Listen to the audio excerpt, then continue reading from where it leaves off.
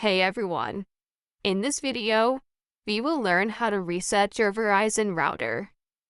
First, locate the reset button on the back of your Verizon router. Then, press and hold the reset button using a paper clip or pin. Next, keep holding for 10 to 15 seconds until the router light starts blinking. Release the button and wait for the router to restart.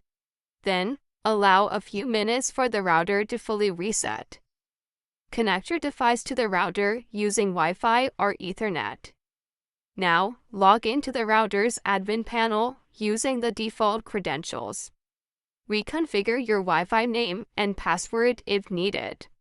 Restart the router to apply the new settings. Thanks for watching. Don't forget to like and subscribe to see more content like this. Easy to understand tutorials about business, project management, softwares, social media apps, and more. Softpro dream to 100,000. Thanks for watching.